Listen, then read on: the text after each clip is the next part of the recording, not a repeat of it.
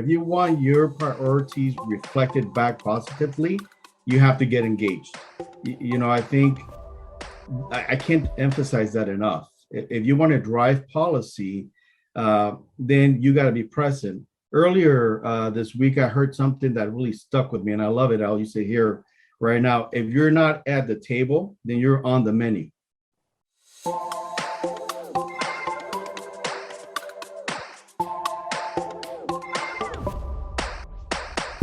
Our voices, stories, and experiences are powerful and need to be shared to create a more inclusive world.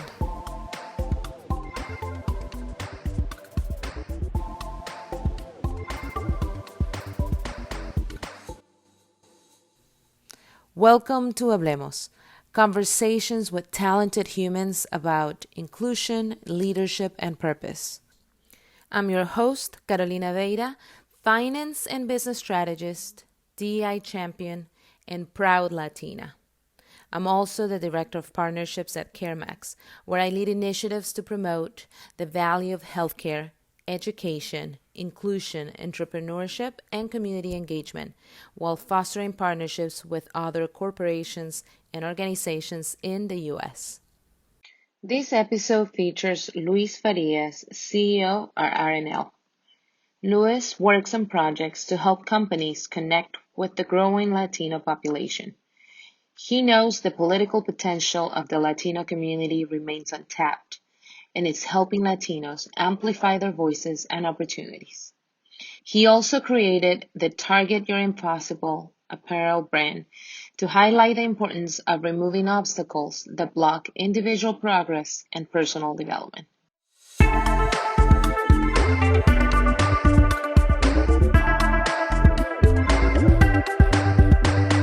Luis, how are you today? And please introduce yourself. The floor is yours. Hi there, Carolina. It's a pleasure to be here. As you said, yes, I am the CEO, the co-founder of RNL. That's the acronym, the short version of Realízate Now. Achieve your potential, right? I've spent about a decade in government, and I'm sorry if you can hear the plane flying over. We've had very busy day today with airplanes here near my place. Spent about a decade in government. I then worked in the private sector for one of my favorite food brands, Carl's Jr. and Hardee's. I'm a big Carl's Jr. fan, back to my high school days. Learned valuable skills while working there. And since then, I've been working on my own. I've done some consulting. I've worked with nonprofits and French companies. So I've done a little bit of everything, and I'm loving every minute of it. A French company. So do you speak French? Oui. Yes. See, just let me make a point about that. You're not only so powerful, you speak English, Spanish, and also French. I love that. I love that combination for full threat.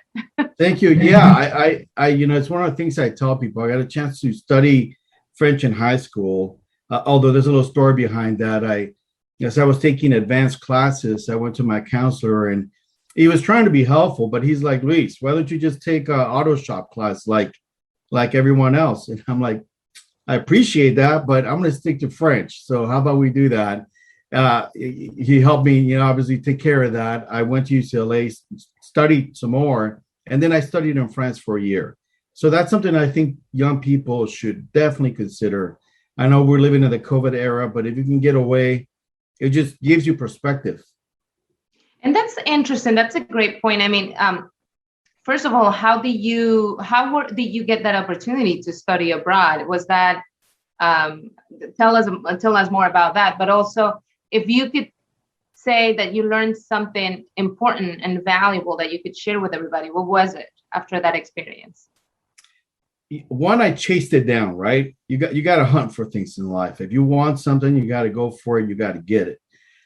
Two, I was fortunate to be surrounded by your good friends. One of my best friends, he's Polish, and he wanted to go to Austria. So, we both had traveled throughout Europe the summer before, and we're like, yeah, let's do something different. Let's support each other. He studied in Austria. I studied in France.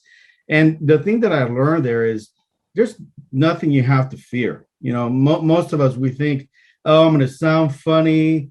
They may not understand me, but the thing is, you just got to speak. You got to talk to people. The more you do it, the easier it gets, and the more you enjoy it. And I enjoy it. I read it, I speak it, I talk to people, every other week. So it gets easier and it's fun.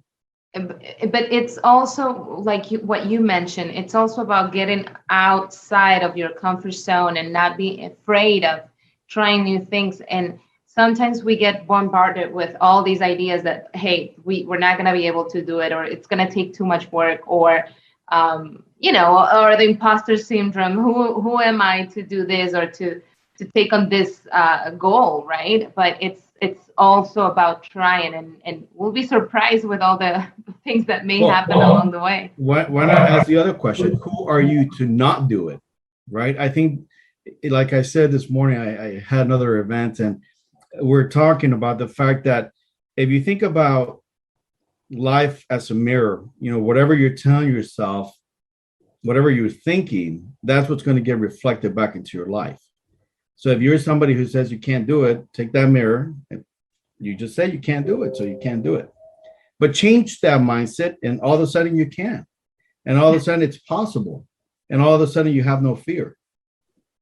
And share with me now, currently you are leading your own initiative. You have your own company. You provide support to many companies out there as well. But you also work in politics. You also share that or gain that knowledge of being in that arena. So what motivated you to be part of that, to be part of politics?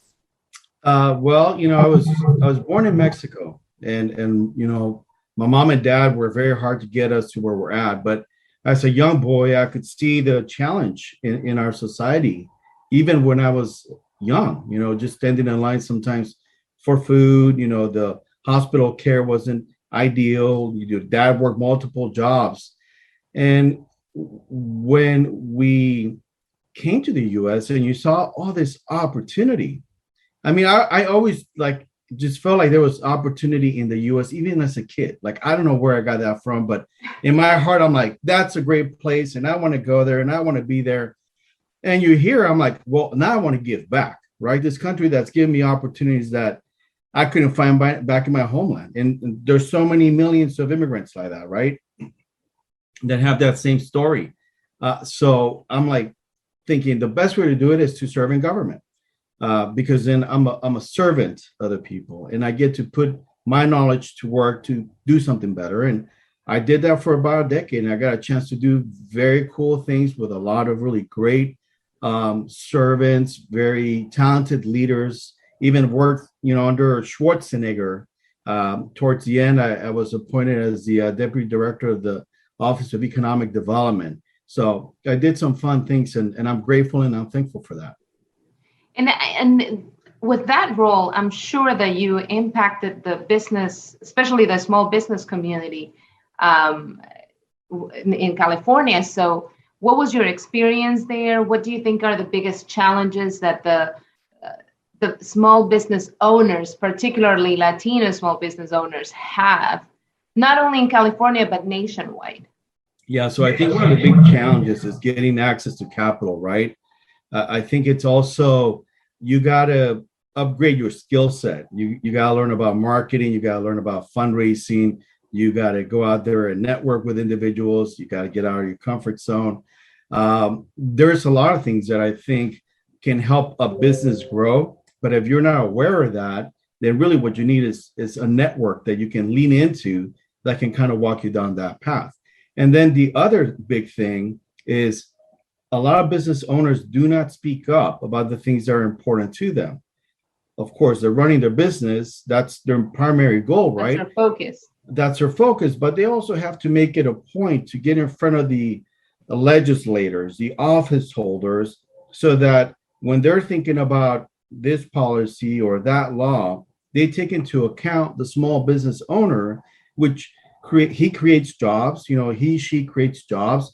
They are the backbone of our economy. And you got to stand up. I like to tell people the squeaky wheel gets the grease, right? Yeah. If you're out there and you're vocal people are going to take notice of that. But it also takes commitment, right? It like what you said, we're so focused on, oh, we need to help the business grow or make the business grow and sell or provide the service so you make that revenue that you need. But we probably don't spend too much time as business owners. We don't spend too much time networking, or we don't spend too much time going to those government meetings and being on the floor, like what you said, raising our voices. So what would you tell those businesses or those business owners who are not doing that part of the work? It's very simple. Like I said earlier, if you want your priorities reflected back positively, you have to get engaged. I think I can't emphasize that enough. If you want to drive policy, then you got to be present. Earlier this week, I heard something that really stuck with me, and I love it. I'll use it here right now. If you're not at the table, then you're on the menu. Very, very good way to put it. Yes. If you're not raising your voice, then nobody's going to knock on the door to ask you, right? Why would they? I mean, so when you're in government, when you do advocacy, when you do, public, affairs campaigns, you go see the legislators, you go to the meetings, you go to Washington, D.C., and these people are the ones that are getting the benefit of the policies, right? They're the ones that are helping write the agenda. Mm-hmm. Well, if you're not doing that, then you're not going to benefit from that. And we have an awesome democracy, so everybody should get involved. It's not like in other parts of the world, right? And that's a good point. So sometimes as Latinos, we may have this idea that our voices are not going to be heard. So why bother being part of government or doing or being part of some initiative or a community involvement or civic engagement or any of these things that we should be a part of. So to those, but there may be a group of people who are interested, but are challenged with the idea or with the notion that it takes a lot of money, it takes a lot of time. Maybe they were thinking of doing it part-time, but it's kind of, I still need a 9 to 5. How do I make it work? I know that you're an expert at this, so why don't you share your piece of advice here, maybe 3 tips of why to do it, how to do it, when to do it. Thank you for bringing that up. The most important thing is, like in everything else in life, stop making excuses and just do it already, right? Yes, it can get expensive, but to write a letter to a legislator, that's going to cost you what, 50 cents? To pick up the phone and call them, to write an email, to visit an office. It's just kind of mustering the courage to show up and say, hey, I'm so-and-so, I own this business. What are you doing? What's your record? How come my taxes are so high? What can we do differently? How can we reduce regulations? How can we create jobs? So just showing up. And I think it's not as hard as people make it out to be. And frankly, I think what you also realize, it's fun when you're out there talking about the things that are important to you, right? Because now you realize I'm kind of the voice for the people that can't speak for themselves. Absolutely. Absolutely. And because of this intersectionality that are between humans, whatever it's important to you, it's going to be important to another group of people. And that's how we create change, right? And like you said, there's policies that can be amended or changed or created, and you can be part of that. And that's your legacy at the end of the day. So it's there's no excuse, right? Yeah, what? No excuse. There's no excuse, and that is how you drive change, right? Yeah. When we talk about leaving the world better off, which is something that I like to think of, I tell my kids, look, it's small stuff. You see a piece of paper on the ground, just pick it up. Just think. You walk away and you left that situation a little bit better. But when you're a job creator, when you're a business owner, you got people that you're responsible for, your company is allowing them to work to feed their families, then you have a lot of power behind you and a lot of reason to speak up. And so the tips would be really, do not be afraid, get engaged, look for the issue that matters the most to you, then identify the legislators that deal in those areas, because they focus on for example, health, transportation, uh, economic development. I mean, there's a number of different areas that they focus on. So you just have to identify the people that are working in those areas, and you can do that by picking up the phone and calling your state representative and finding out who they are. And what about those who are interested in running for office and may think it's too expensive or I'm never going to win? Yeah, we shared this just before we jumped on line here. And like I said, it's like a marathon, right? That's really what you got to think about when you're running for office. You started, you may not finish that first race, but eventually, if you get your name recognition up, if you get people to give you money for running for office, if you put some of your money into it, eventually you're going to win a race. You may not, do it overnight, but it's going to happen.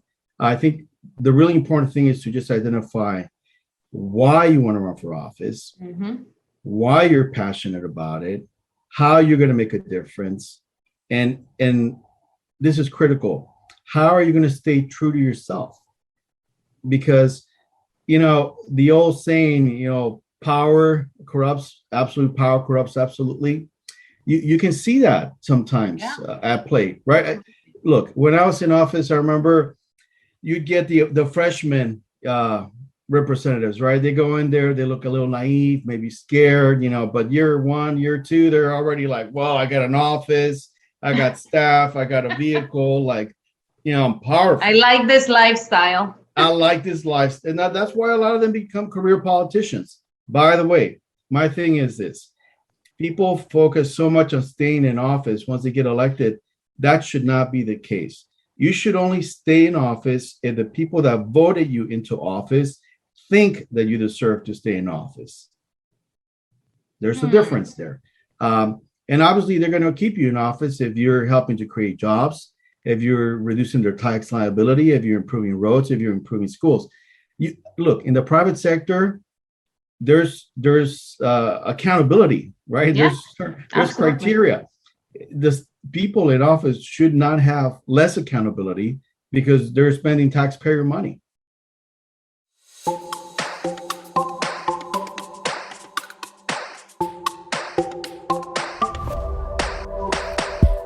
Hi everybody, hola a todos, this is Carolina. I personally would like to invite you to be part of Hablemos by heading over to carolinaveda.com/Hablemos to sign up today. And while you're there, take a look at my DEI initiatives and discover how we can all be agents of change by creating sustainable projects through a DEI lens, and by sharing and celebrating our authentic stories and experiences while leading with compassion and empathy.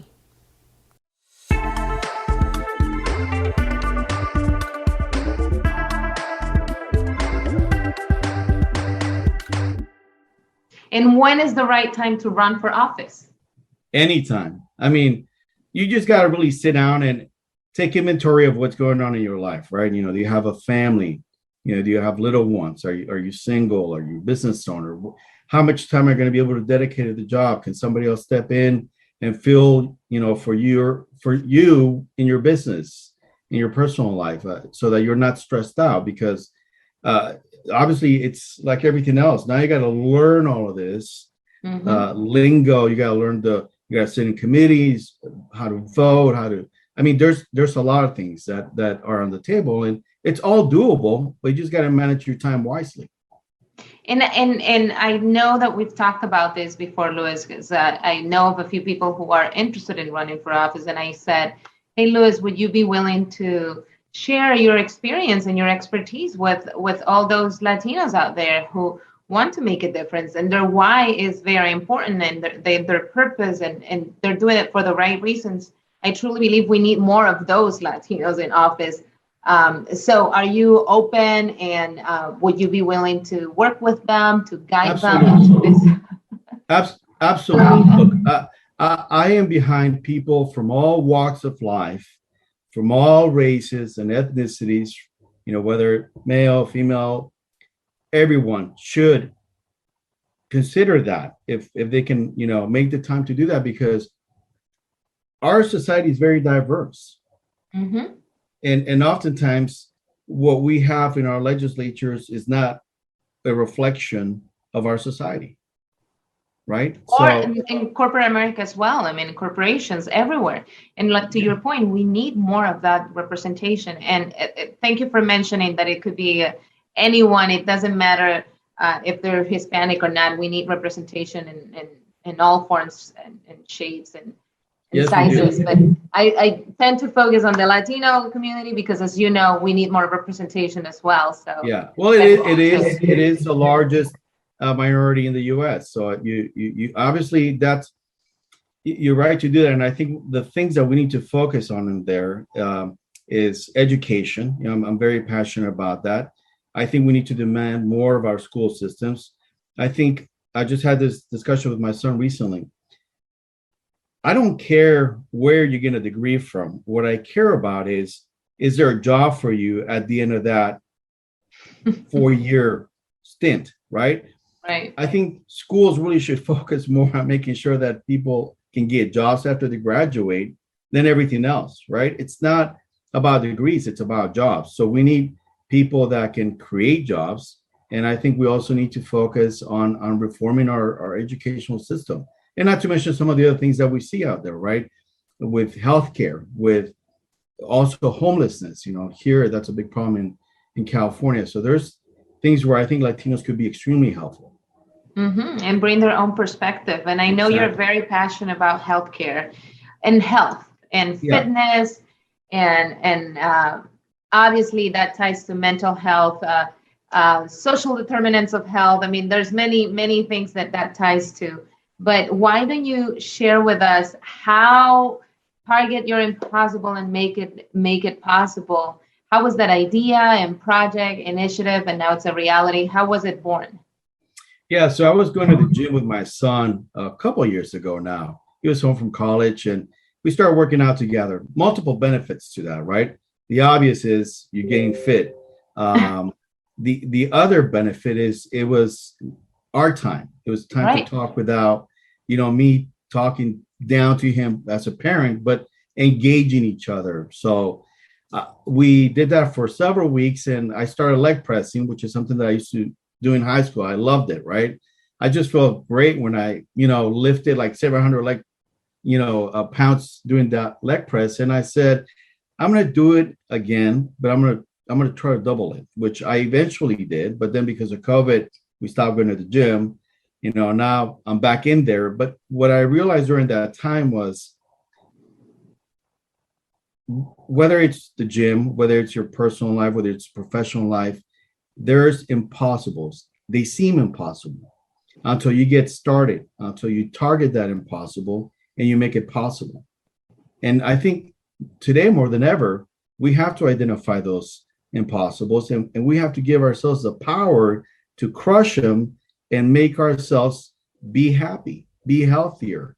That is within our control. It's not somebody else who can control that for you. You can make that happen for yourself. So I created an online store. We brainstormed the family. In December, I'm like, hey, what about this? Let's get a logo. Let's do it. And it was almost like a family project. We got a launch. Fun. It was fun. I mean, and the awesome thing, Caro, was really the idea.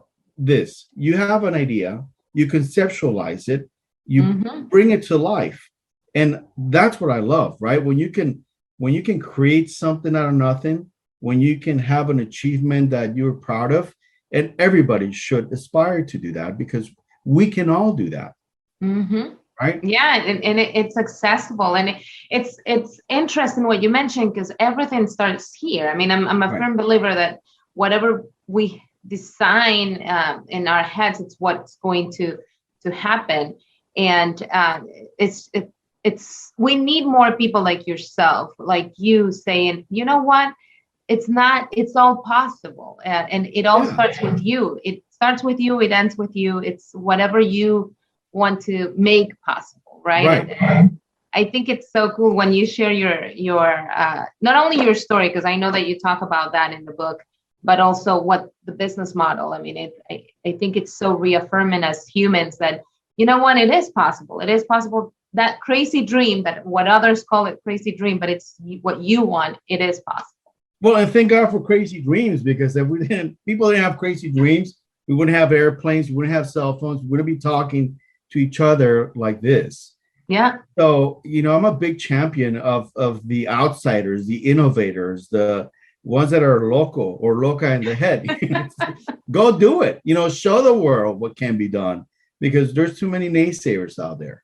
And frankly, we got to start looking not just for the good people to follow, but we've got to look in the mirror more often and say, I can be that leader if needed. Absolutely. Absolutely. One of the things I always say is that we are the leaders that we've been waiting for, right? Because we cannot just wait for somebody else to do it. Let's go out there and do it ourselves. Why wait? Not? Why wait, right? And I think that goes maybe to the cultural heart of the matter sometimes with Latinos. Well, we'll do it tomorrow. Mañana. Or somebody else. Or some other day, somebody else. No. Why not you? Why not today? Why not right now? Why not right now? I mean, Luis, truly, you are one of those, and I've had many discussions, many talks with you now. I feel like I know you forever, but you are one of those, Latinos who I really admire because of your passion, but also of your commitment. And I appreciate no that. te dejas y vamos a hacerlo. There's nothing that cannot be done. So we need, obviously, more leaders like yourself out there representing us and just sharing that our voices have that power, because I know that you and we align there where we say our voices are powerful and our voices need to be heard. And why not, like you said, why not us? Why not now? And people like you, Carolina, because and like Hispanic Star that's helping to facilitate this, it's bringing everyone together. And I think when you come together and you realize how strong you are together, because you can share stories, maybe there's network, maybe there's, who knows, right? Opportunities down the road for people to get jobs because they know each other or whatever, sit on boards. It's not going to happen unless you're having a discussion and you're learning about each other. So that's a beautiful thing about this, right? Yeah. Hablando se entiende la gente, is what my mom always says. Exactly. And that's how we create inclusive environments where everybody's opinion and everybody's ideas are heard, because we bring those ideas to the table. And there's a very huge possibility that other people are going through the same challenges that we are. Undoubtedly. Look, in the end, what I've come to appreciate from my time in government, public service, private sector, we all have a lot more in common than we realize. That really is the truth. If you go into a restaurant, you're going there because you're hungry, and you're going there because you expect good service. I've not met people that will go into a restaurant expecting to get bad food and not be waited upon, right? I mean, you're going there because you're hungry and you want to be fed. The same, I think, with education. You want your kids to do well in school, not the opposite. We want safer streets, not more dangerous neighborhoods. So of course, we just got to bring people to this point where they start working with each other and not against each other. And we can do a lot more that way.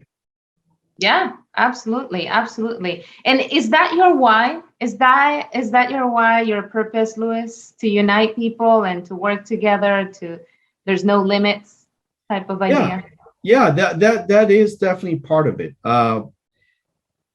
It goes back to what I said earlier. I want to, when I'm done, right, when my book of life closes, and I want to be able to say I did a pretty good job. I tried to make a difference. I try to lift people up. I try to make society a little bit better. And I think when you wake up, that's a gift, right? You're alive. Go do something with that gift. Go give back. And I think in giving back, you really enhance not just your society and your surrounding areas, but you also feel better about your place in the world. And I think that's something that we need to remind people. Your voice matters. You matter. You're here for a reason. Don't waste time, dealing with fear or whatever. Just figure out what drives you and go get it. Go hunt for that. Or somebody else's expectations of who you are, right, who you need to be, right?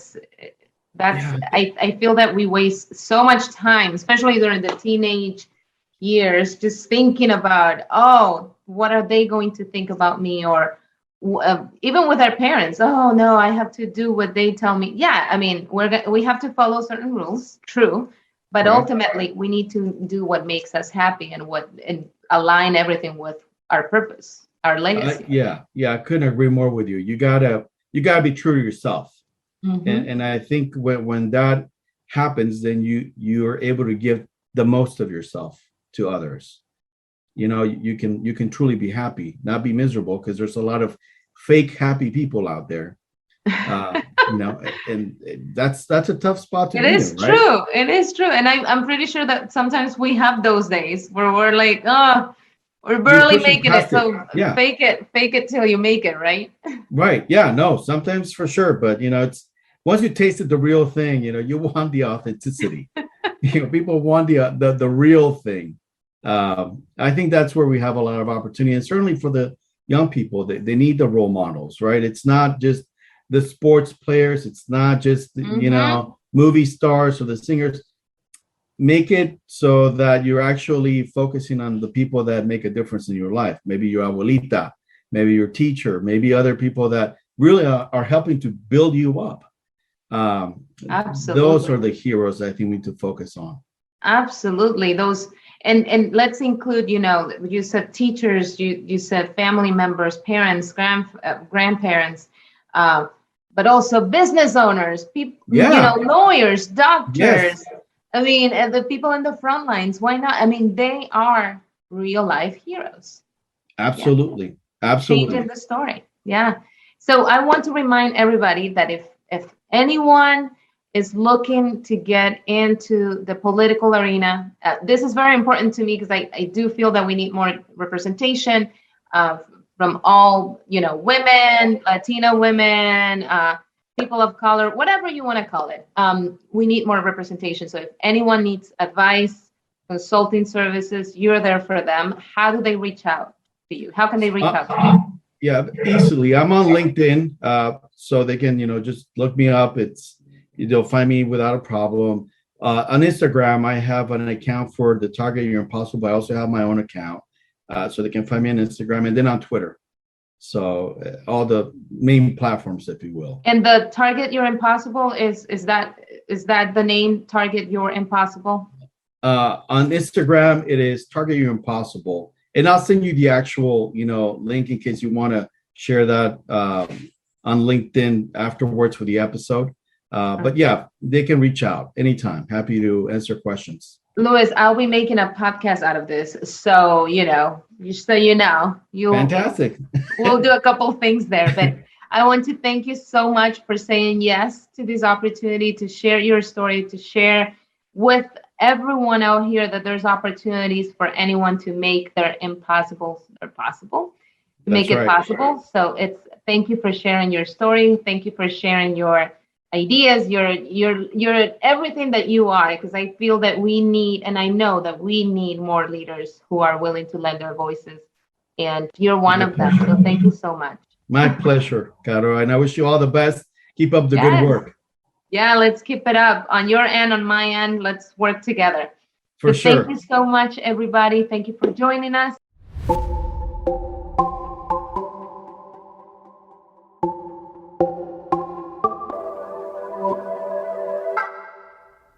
If you've enjoyed this episode, please subscribe to our podcast today and also send me a DM at Caro Veira.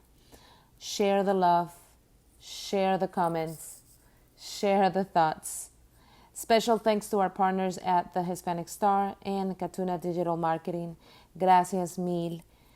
Thank you for listening, everybody, and we'll be back next time with a new episode of Hablemos. Ciao.